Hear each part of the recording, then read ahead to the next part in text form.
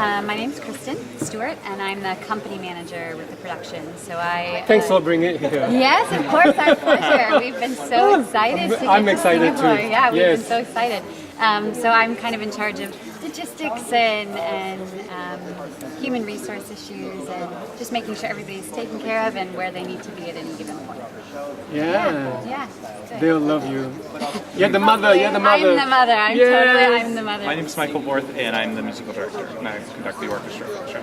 Tell us about the. Is there any evolution of the music since they first wrote it?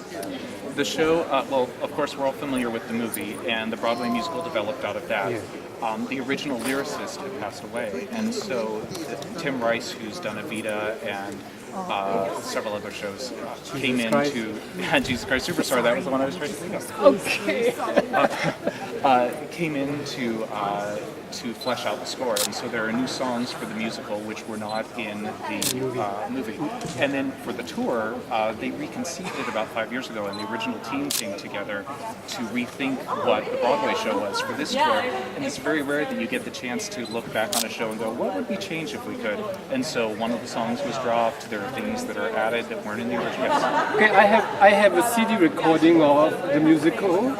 I don't know whether that has changed from then to the show. If it's of the musical, there are very few changes. It's been pretty, there's small minor changes with the exception of swapping out a song here and there. But for the most part, it's the show that you would have on recording. Yeah. What are the challenges to getting the company to sing the score, if any? It is a challenge to keep a show fresh when you've done it many times in a row, and it helps when the show is really exciting and fun like this one. Yeah. Another challenge is just the different venues. In every theater we go to, the sound is different, the temperature is different. We just got done with a theater that might have been warmer, and so you're getting used to all those challenges. We just got through with the sound check here, and everything sounds different for the orchestra, and so you're listening and going, I can't hear this instrument and these different things. So it's a challenge every new venue we go to.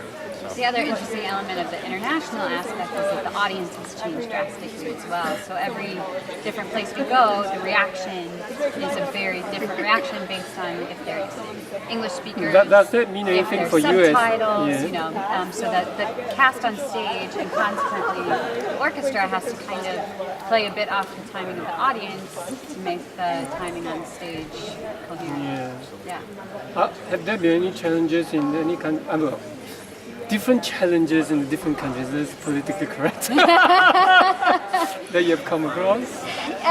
Certainly. An international tour is a really interesting adventure. Yeah. And as long as you keep yourself of the mind that it's an adventure, then the challenges can be minimalized to a degree. Certainly, language barrier is something that we've come across. Cultural differences that we just have to be made aware of. It's not a bad thing. Anything interesting? In certain countries we have to be more aware of our shoulders or head coverings or certain things like that you just have to do enough research on and be aware of, and then make sure that the whole company navigates water. And can you all eat the spicy stuff?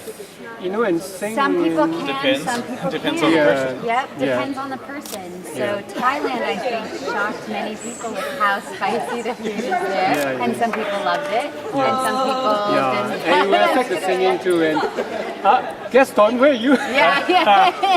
Exactly. These characters are playing cartoon characters. These people are playing cartoon characters.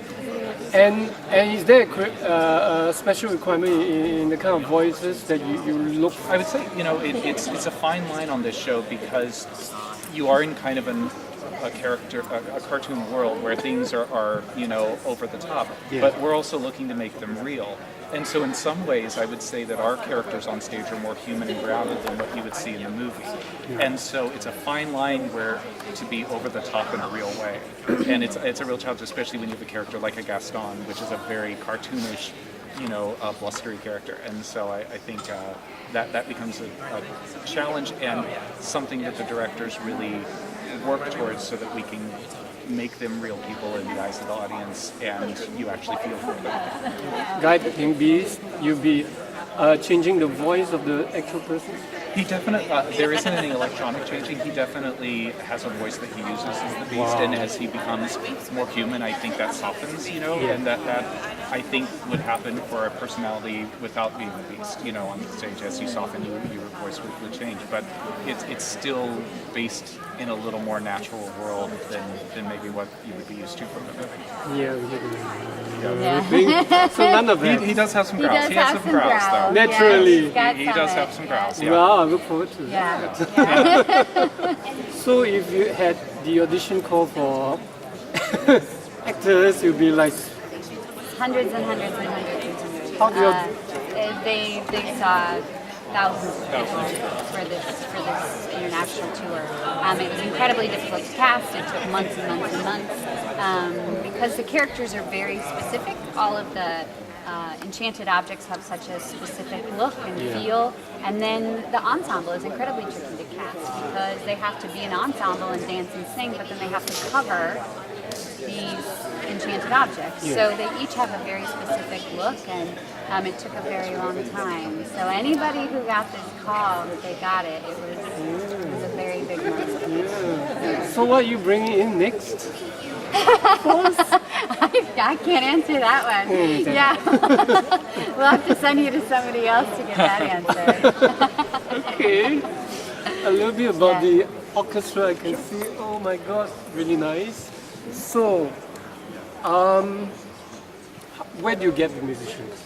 The musicians, for the most part, are based out of New York, although with the touring company, sometimes their homes can be outside of New York more than actors tend to be. We have 11 people in our pit, and they travel with the show.